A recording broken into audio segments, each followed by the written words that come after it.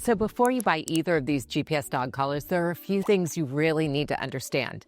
There are fundamental differences between SpotOn and Halo, but they're not the ones that you're going to see highlighted on either company's website. This is information coming from someone who has actually used both collars extensively and tested multiple generations of each. And after going through pretty much every iteration available, it turns out there are really just two questions that actually matter. First, how we got here. Second, which collar actually comes out on top when it matters the most. We're going to cover both in this video, and when you're ready, there are discount links for both collars in the description below that'll support this channel at no extra cost to you. Now, before I jump straight to a verdict, there is a reason that history matters. I'll keep this part as short as I can, but understanding how these products evolved really explains the results at the end of this video and why they look the way they do. SpotOn is basically the original serious player in this space. From the beginning, their focus was accuracy and reliability. They built a system that was designed to work across multiple locations, handle difficult terrain, and maintain consistent boundaries, even in challenging environments. And for a really long time, their only real downside was the price. These collars weren't cheap, let's face it, and that was really noticeable when competitors started entering the market. But here's the key thing to know. SpotOn's product actually worked the way it was advertised. What you read on their website generally matched what happened in real life. And that kind of consistency is important because GPS dog containment isn't a nice-to-have product. It's really something that you're trusting with your dog's safety. Over time, though, one competitor separated itself from the rest of the pack: Halo. Halo didn't just try to undercut SpotOn on price. They actually made smart design choices. They focused on usability. They introduced a cleaner interface, allowed for smaller minimum fence sizes, and they added features like keep-away zones that SpotOn didn't have at the time. So for a while, the dynamic was pretty clear. SpotOn was the most accurate system on the market, and Halo was the feature-rich alternative that worked well enough for a whole lot of people. But then something really interesting happened. As both products started to dominate the marketplace, they stopped standing still. SpotOn began integrating many of the features that Halo was known for, and Halo made some serious investments in improving GPS accuracy and containment behavior, areas where earlier versions had struggled. So today, we're no longer looking at a clear accuracy versus features trade-off.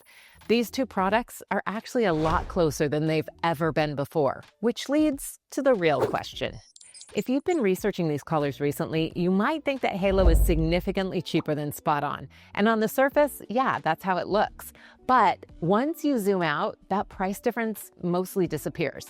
Most GPS dog containment systems lower the upfront cost by making a subscription mandatory. It's a total psychological play. You see a smaller number, it feels more accessible, and it's just easier to justify the purchase. But over the lifespan of the product, which for most people is hopefully several years, you end up paying roughly the same amount. SpotOn works without a subscription. So you buy the collar and containment just works, period. There is an optional subscription if you want enhanced tracking and some extra features, but it's not at all required for basic functionality. Halo, on the other hand, builds the subscription directly into the experience. So when you compare total ownership cost over about 3 years, SpotOn and Halo land in roughly the same place. So if a price is the only reason you're leaning one way or the other, that's not really a strong differentiator anymore. Feature-wise, the gap has narrowed dramatically.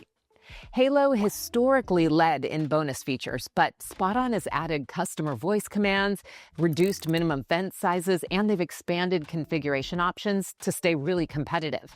At this point, most people will find that both systems offer pretty much everything they want on paper, which is why the final decision comes down to the thing that really matters more than anything else. When your dog approaches the boundary, does the collar respond exactly when and where it's supposed to? Based on our testing, the answer is still clearer than I'd honestly like for it to be. Yes, SpotOn is still more accurate. And we've tested these collars in real-world conditions, not just ideal environments. We're talking about dense tree cover, remote areas, locations where signal strength kind of fluctuates. These are the situations where differences show up. And when we tested the latest SpotOn Nova collar, it performed exactly the way we expected it to. Warning tones, vibrations, and final boundary feedback all triggered consistently and precisely 100% of the time. We never found ourselves wondering whether a signal might be missed or maybe delayed. That level of predictability, honestly, it really matters. Because with containment, even small inconsistencies can turn into really big problems depending on your dog. The latest version of the Halo collar is noticeably better than older models. Credit where it's due, right? Halo has made real improvements. But in our testing, there were still occasional moments where intermediate warning signals didn't fire exactly where we expected them to. We're not calling that a catastrophic failure by any means. Halo is still the second best GPS dog collar we've ever tested. But for us, containment isn't something that we're comfortable ranking almost perfect. Missing a warning signal might not matter for every dog. Some dogs are really cautious or slower moving. Some of them respond instantly to the first cue.